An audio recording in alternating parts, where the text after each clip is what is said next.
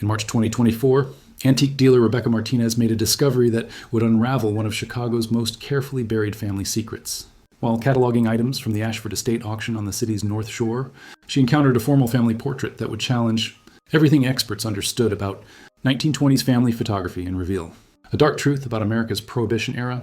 The portrait appeared conventional for its time, a wealthy family of four posed in their elegant living room in 1925. William Ashford, a prominent Chicago businessman, sat confidently in a leather armchair wearing a perfectly tailored three-piece suit. His wife, Catherine, stood gracefully beside him in an expensive silk dress, her hand resting protectively on the shoulder of their son, Thomas, age 12.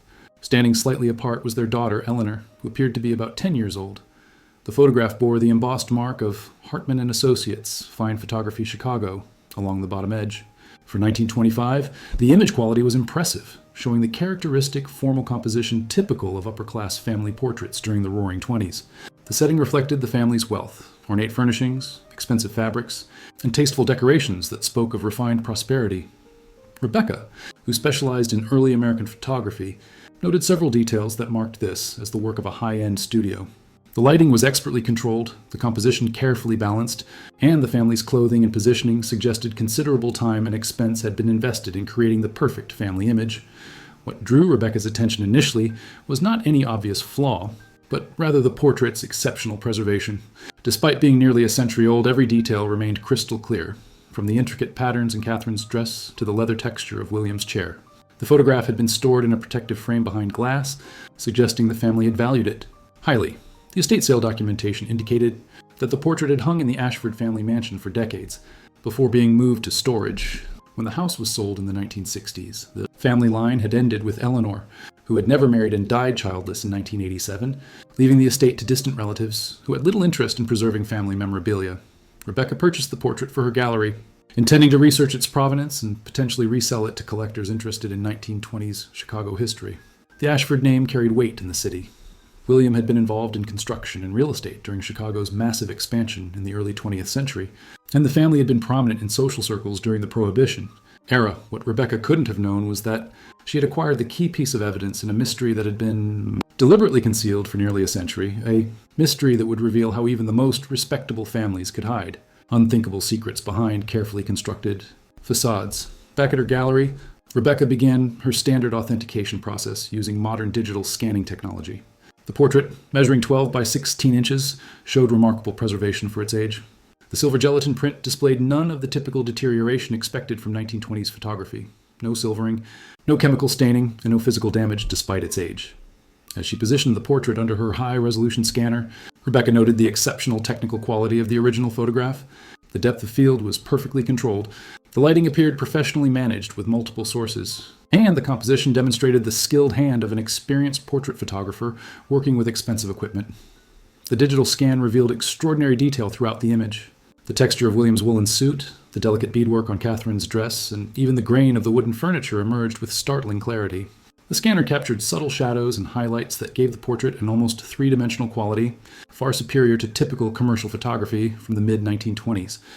Rebecca began her standard magnification examination, starting at 200% zoom to check for signs of retouching or manipulation, common practices in professional portrait photography of the era. At this magnification, the portrait maintained its exceptional quality, with no visible signs of artificial enhancement or correction. At 400% magnification, Rebecca could examine individual family members in detail. William appeared confident and prosperous, his expression conveying the self-assurance typical of successful businessmen during the economic boom of the mid-1920s. Catherine's pose and expression projected the refined elegance expected of a society wife, while young Thomas stood with the slightly awkward formality common in children posed for formal portraits.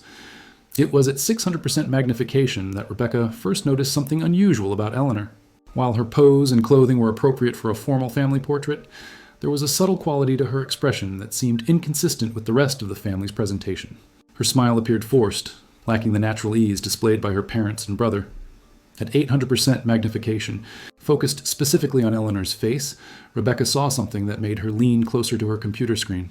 The child's eyes, which had appeared normal in the full portrait, revealed an unsettling quality under extreme magnification. Where there should have been the natural brightness of childhood, there was instead a vacant, distant quality that seemed to look past the camera rather than at it. Rebecca had examined thousands of period photographs during her career, and she had never encountered this particular type of expression in a child's formal portrait. The technical quality of the image allowed her to see details that would have been invisible to observers in 1925, details that suggested something was profoundly wrong with Eleanor Ashford at the time this portrait was taken. The discovery prompted Rebecca to research the Ashford family more thoroughly, beginning with Chicago City records and newspaper archives from the 1920s to understand the context in which this troubling portrait had been created. Rebecca's research into the Ashford family began at the Chicago History Museum, where extensive records of the city's prominent families were maintained. The Ashfords had indeed been significant figures in Chicago society during the 1920s, with Williams Construction Company playing a major role in the city's rapid development during the post-war economic boom. William Ashford had built his fortune through strategic real estate investments and construction contracts, particularly in the rapidly expanding North Shore suburbs, where wealthy Chicagoans were building elaborate homes to escape the increasingly industrial downtown area. His company had constructed several landmark buildings, and the family had accumulated considerable wealth by 1925. Contemporary newspaper accounts portrayed the Ashfords as model citizens and devoted family members. Society pages regularly featured Catherine Ashford at charity events and cultural gatherings, while William was frequently quoted in business sections discussing Chicago's economic growth and development prospects. However, as Rebecca delved deeper into the family's history, she began to notice gaps in the public record during the mid-1920s. While the family had been highly visible in social circles through 1924, their public appearances had become notably less frequent in 1925 and 1926, particularly events involving the children. Chicago Tribune archives revealed that Eleanor Ashford had been enrolled at the prestigious Francis W. Parker School, known for serving the children of Chicago's elite families. School records, when Rebecca was able to access them through historical preservation efforts, show that Eleanor's attendance had become irregular during the 1924-1925 academic year, with frequent absences attributed to health concerns and family obligations. More significantly, Rebecca discovered that the family had employed a series of private tutors and medical specialists during 1925, as evidenced by payment records preserved in William Ashford's business files. The expenses were substantial, suggesting serious ongoing concerns about Eleanor's well-being that required professional intervention. Dr. Marcus Reinhardt, a physician specializing in childhood nervous disorders, appeared frequently in the family's financial records during this period. Reinhardt had trained in Vienna and claimed expertise in the latest European approaches to treating what were then termed constitutional weaknesses in children from prominent families. Payment records also showed regular fees to specialized educational consultants and behavioral modification specialists, terms that were uncommon in 1925. Educational contexts, but suggested the family was pursuing unconventional approaches to addressing Eleanor's problems. Most intriguingly, Rebecca found evidence of substantial payments to Hartman and Associates Photography, extending well beyond what would be expected for a single family portrait session. The payments continued monthly from January through December 1925, suggesting an ongoing photographic documentation project rather than typical portrait photography services. These discoveries indicated that the formal family portrait Rebecca had purchased was not simply a conventional family photograph, but potentially part of a systematic documentation process related to Eleanor's treatment by Dr. Reinhardt and his associates. Rebecca's investigation took a significant turn when she contacted the Chicago Medical Historical Society, hoping to learn more about Dr. Marcus Reinhardt and his treatment methods. The Society's archives contained extensive documentation of Chicago physicians practicing during the 1920s, including several files related to controversial medical practices of the era. Dr. Patricia Kowalski, the Society's chief archivist, provided disturbing information about Reinhardt's background. Dr. Reinhardt was part of a movement in 1920s medicine that believed childhood behavioral problems could be corrected through intensive psychological conditioning combined with pharmaceutical intervention, she explained. Many of his methods were later recognized as harmful, but during the 1920s, wealthy families were willing to pay substantial sums for what they believed were advanced European treatments.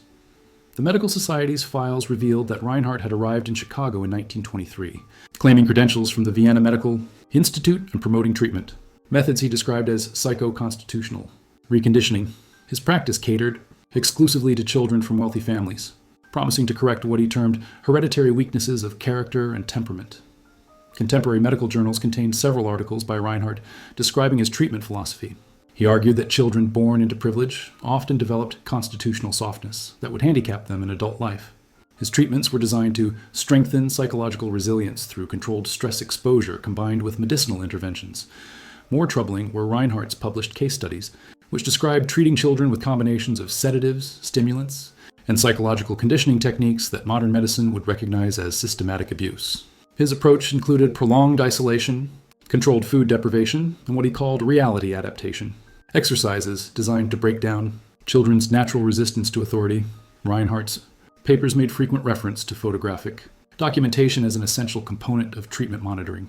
He collaborated with professional photographers to create detailed visual records of children's progress through his conditioning programs, claiming that careful analysis of facial expressions and body language could reveal subtle changes invisible to untrained observers. The Medical Society's files contained correspondence between Reinhardt and several Chicago families, including a series of letters between the doctor and William Ashford.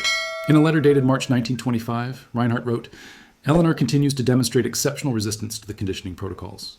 However, recent photographic documentation suggests we are beginning to achieve the constitutional compliance necessary for her successful social integration." William Ashford's response, dated March 18, 1925, revealed his growing concerns. "While we appreciate your expertise, Catherine and I are increasingly troubled by Eleanor's condition.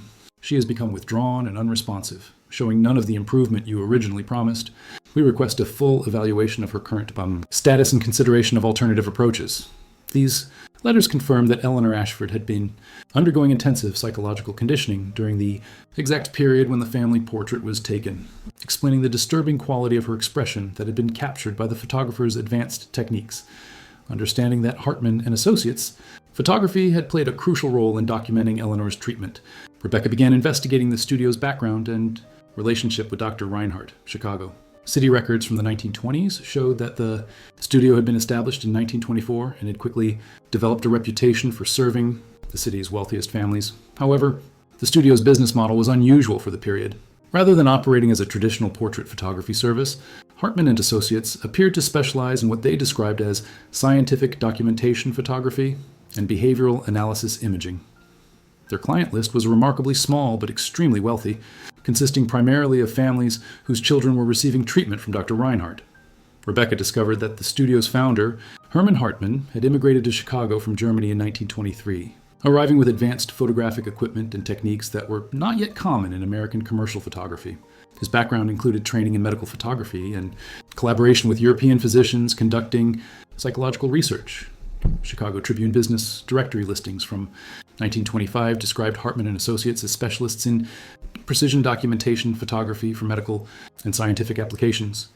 The studio's advertisements, placed primarily in medical journals rather than general publications, promoted their ability to capture diagnostic details invisible to conventional observation. Payment records between the Ashford family and Hartman and Associates revealed the true scope of their arrangement.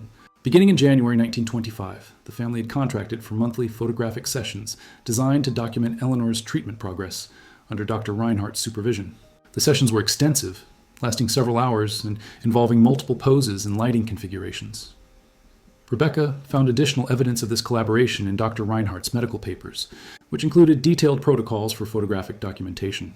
These protocols specified particular poses, lighting arrangements, and camera settings designed to reveal what Reinhardt called constitutional indicators in his young patients. The protocols were disturbingly systematic, describing how to position children to capture compliance markers and resistance indicators that supposedly revealed their progress through psychological conditioning. The formal family portrait appeared to be just one element of a comprehensive documentation system designed to monitor Eleanor's response to treatment. More troubling was Rebecca's discovery that Hartman's equipment included experimental camera systems and specialized lenses that could capture details invisible to the human eye. The advanced technology allowed Dr. Reinhardt to analyze subtle changes in facial expression, posture, and behavior that indicated whether his conditioning techniques were successfully breaking down children's psychological resistance. The technical sophistication of Eleanor's family portrait now made sense. It had been created using equipment specifically designed for medical documentation, not artistic expression.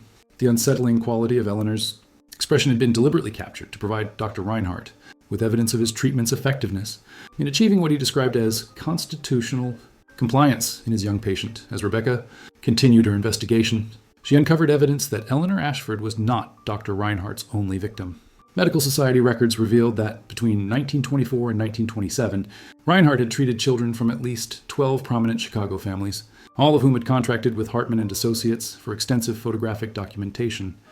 The pattern was remarkably consistent across families.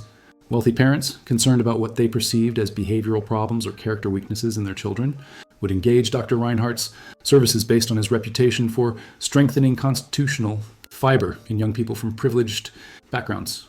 Reinhardt's initial consultations always emphasized that children born into wealth were naturally predisposed to psychological softness that would handicap them in adult life. He convinced parents that intensive conditioning during childhood was necessary to develop the mental toughness required for leadership in business and society. The treatment protocols were systematic and brutal. Children were subjected to prolonged isolation, controlled food restriction, sleep deprivation, and psychological manipulation designed to break down their natural resistance to authority. Pharmaceutical interventions included sedatives to manage excessive emotional reactivity and stimulants to maintain alertness during conditioning sessions. Throughout the treatment process, Hartman and Associates documented every stage with precision photography that captured subtle changes in the children's psychological states. The photographs served multiple purposes. They provided Dr. Reinhardt with diagnostic information about treatment effectiveness. They satisfied parents' desire for scientific evidence of progress. And they created a systematic record of the abuse being inflicted on these children. Rebecca discovered correspondence between Dr. Reinhardt and parents that revealed the true nature of his methods. In a letter to Margaret Winchester, whose daughter had been undergoing treatment for 6 months, Reinhardt wrote, "Sarah's initial resistance has been substantially reduced through our conditioning protocols. Recent photographic analysis confirms the development of appropriate compliance indicators. However, complete constitutional reconstruction requires continued intensive intervention." Margaret Winchester's response expressed growing alarm. Sarah has become entirely different from the child she was before treatment began. She no longer speaks spontaneously, shows no interest in activities that once brought her joy, and responds to all interactions with a kind of vacant compliance that terrifies me. I fear we have made a terrible mistake. Similar patterns appeared in correspondence with other families. Parents who had initially embraced Reinhardt's promises of character strengthening gradually realized that their children were being systematically destroyed rather than improved. However, by the time they recognized the truth, the damage was often irreversible. The photographic documentation created by Hartman and Associates served as evidence of this systematic destruction. Under the guise of scientific monitoring, the cameras captured the gradual elimination of natural childhood vitality and its replacement with the hollow compliance that Reinhardt claimed represented successful treatment. Eleanor's family portrait was part of this larger pattern of documented abuse, a formal presentation of a family whose daughter had been systematically conditioned into psychological submission by a physician who convinced parents that destroying their children's spirits was necessary. For their ultimate success in life, Rebecca's research revealed that Dr. Reinhardt's practice had operated with complete impunity for several years, protected by the social status of his clients and the medical profession's reluctance to challenge innovative treatments promoted by physicians with prestigious European credentials. However, by 1926, concerns about his methods were beginning to surface within Chicago's medical community. Dr. James Morrison, a respected pediatrician who had observed some of Reinhardt's patients, began documenting his concerns in letters to medical colleagues. In a letter preserved in the Chicago Medical Society archives, Dr. Morrison wrote, "I have examined several children who have undergone Dr. Reinhardt's treatments, and I am deeply alarmed by what I observe. These children display symptoms consistent with severe psychological trauma, including emotional flattening, social withdrawal, and an abnormal compliance that suggests systematic conditioning rather than therapeutic improvement." Dr. Morrison's concerns were shared by other physicians who had encountered Reinhardt's former patients. A group of pediatricians began quietly investigating the methods being used, particularly after several children required emergency medical treatment for conditions that appeared related to malnutrition and pharmaceutical toxicity. The investigation was complicated by the social status of the affected families. Parents who had paid substantial sums for what they believed were advanced treatments were reluctant to admit they had subjected their children to systematic abuse. Many families attempted to conceal evidence of their involvement with Reinhardt, hoping to protect both their reputations and their children from further scrutiny. Rebecca discovered that the formal complaint against Dr. Reinhardt was filed in late 1926 by Dr. Morrison and 5 other Chicago physicians. The complaint alleged that Reinhardt was practicing medicine without proper credentials, employing dangerous pharmaceutical interventions on children, and using psychological conditioning techniques that constituted systematic abuse. However, the investigation was hampered by the destruction of evidence. When authorities attempted to examine Reinhardt's medical records, they discovered that most documentation had been removed or destroyed. Similarly, Hartman and Associates had closed their studio and disposed of their photographic archives, eliminating the visual evidence of the systematic abuse. The few surviving photographs, including Eleanor's family portrait, had been retained by individual families who were unaware of their significance as evidence of criminal activity. Most families had hidden these images away, uncomfortable with the memories they evoked, but unwilling to destroy what appeared to be valuable family photographs. By early 1927, Dr. Reinhardt had vanished from Chicago, apparently warned of the investigation by allies within the medical community. Hartman and Associates had similarly disappeared, leaving behind only empty studio space and rumors of their relocation to another city under different identities. The formal investigation concluded without criminal charges, partly due to lack of evidence and partly due to the unwillingness of prominent families to testify about their children's treatment. The case was quietly closed, and the medical community agreed to regard the entire episode as a regrettable example of experimental medicine gone wrong rather than systematic criminal abuse. Eleanor Ashford and the other children who survived Reinhardt's treatments were left to rebuild their lives as best they could, carrying psychological scars that would affect them for decades. The photographic evidence of their abuse remained hidden in family collections, waiting for someone like Rebecca to recognize its true significance nearly a century later. Rebecca's investigation into Eleanor Ashford's life after 1925 revealed the long-term consequences of Dr. Reinhardt's treatment. Chicago Tribune social pages from the late 1920s showed a marked absence of Eleanor from family events and social gatherings that had previously included both Ashford children regularly. School records from Francis W. Parker School indicated that Eleanor never returned to regular classroom education after 1925. Instead, she received private tutoring at home, with frequent notations about health concerns and special educational needs that required individualized attention rather than traditional schooling. Medical records, when Rebecca could access them through historical preservation efforts, showed that Eleanor continued to receive psychiatric treatment throughout her adolescence. However, the physicians treating her after Dr. Reinhardt's disappearance focused on helping her recover from trauma, rather than continuing the conditioning protocols that had damaged her psychological development. Dr. Sarah Chen, a modern child psychologist who reviewed Eleanor's case at Rebecca's request, provided insight into the long-term effects of the treatment she had endured. What Eleanor experienced would now be recognized as systematic psychological torture, Dr. Chen explained. The combination of isolation, pharmaceutical manipulation, and conditioning techniques would have caused severe developmental trauma that could affect her ability to form relationships and experience normal emotions for her entire life. City records showed that Eleanor had lived with her parents until their deaths, William in 1954 and Catherine in 1961, never marrying or establishing an independent household. Neighbors from the Ashford family's North Shore mansion, interviewed decades later by local historians, described Eleanor as a quiet, withdrawn woman who seemed to live in her own world and polite but distant, as if she was always somewhere else in her mind. Eleanor's inheritance of the family fortune had allowed her to live comfortably without working, but she had shown no interest in the social activities or charitable work that typically occupied women of her class and generation. Instead, she had become increasingly reclusive, rarely leaving the family home except for necessary errands or medical appointments. The few people who had interacted with Eleanor in her later years described her as intelligent but emotionally distant, capable of polite conversation but unable to engage in the kind of spontaneous, emotional interactions that characterize normal human relationships. Her manner of speaking was described as formal and controlled, lacking the natural warmth and expressiveness that most people take for granted. Rebecca found evidence that Eleanor had been aware of what had been done to her. Among papers preserved from the estate sale was a journal entry from 1963, written when Eleanor was in her late 40s. "I sometimes wonder what kind of person I might have been if they had not tried to fix me.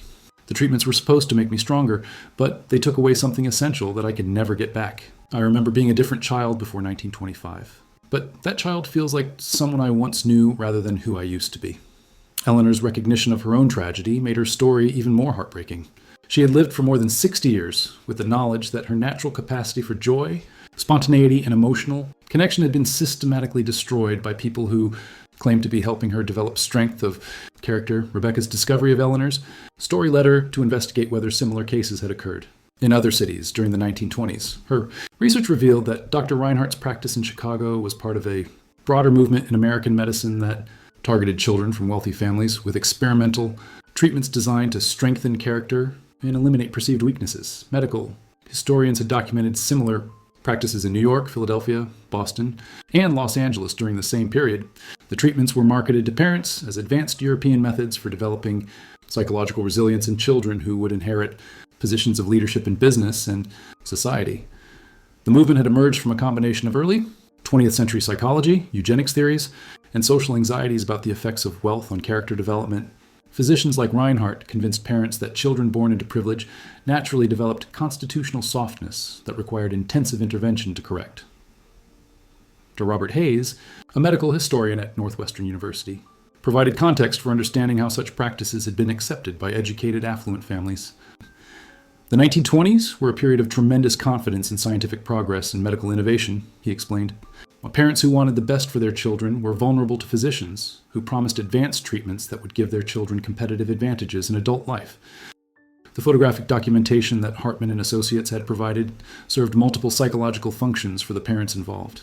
It satisfied their desire for scientific evidence that the treatments were working. It provided a sense of control over the process through systematic monitoring, and it created the illusion that they were participating in legitimate medical research rather than systematic child abuse. Rebecca discovered that several other photographers had worked with physicians conducting similar treatments in other cities. Like Herman Hartman, these photographers had typically possessed advanced equipment and technical skills that allowed them to document subtle changes in children's psychological states that would have been invisible to conventional observation. The photographs created during these treatments represented a unique form of evidence, documentation of systematic child abuse, disguised as scientific research. However, because the images appeared to show children in formal, respectable settings, their true significance had been invisible to observers who lacked understanding of the context in which they were created. Modern child psychology recognized the techniques used by Reinhardt and his colleagues as forms of systematic psychological torture that would cause severe developmental trauma. However, during the 1920s, the medical profession lacked the theoretical framework necessary to understand the long-term consequences of such treatments. The movement had ended during the late 1920s and early 1930s, partly due to growing awareness of the harm being caused, and partly due to changing attitudes toward child psychology and development. However, the damage had already been done to hundreds of children from prominent families across the United States. Eleanor Ashford's family portrait served as evidence of this forgotten chapter in American medical history, reminder of how professional authority and social respectability could be used to justify the systematic destruction of children's psychological well-being in the name of character improvement. In her final analysis, Rebecca understood that Eleanor Ashford's family portrait represented far more than a formal 1920s family photograph. It was a piece of evidence documenting one of the darkest chapters in American medical history, a systematic program of child abuse conducted under the guise of advanced psychiatric treatment and targeting the children of the nation's most prominent families. The portrait's technical excellence, created using Herman Hartman's specialized equipment, had captured details that revealed the true horror of Eleanor's situation. While the formal composition suggested a prosperous, happy family, the advanced photographic techniques had documented the psychological emptiness that Dr. Reinhardt's treatments had created in Eleanor's mind and spirit. The hollow quality visible in Eleanor's eyes under extreme magnification was evidence of successful constitutional compliance, the elimination of natural childhood vitality and its replacement with the kind of vacant obedience that Reinhardt claimed represented psychological strength. The photograph proved that Eleanor had been systematically conditioned into a state of emotional disconnection that would affect her for the rest of her life. What made the portrait particularly tragic was its dual nature as both family, keepsake, and evidence of systematic abuse. The Ashford family had displayed it proudly in their home for decades, apparently unaware that it documented the destruction of their daughter's psychological development rather than celebrating their family's prosperity and success. Rebecca's investigation had revealed how respected medical professionals could exploit parental anxieties and social prejudices to justify systematic child abuse. Dr. Reinhardt had convinced wealthy parents that their children required harsh conditioning to develop the character strength necessary for leadership roles in society, when in fact his treatment systematically destroyed the psychological foundations necessary for healthy adult development. The photographic documentation had played a crucial role in legitimizing the abuse by creating the appearance of scientific rigor and systematic monitoring.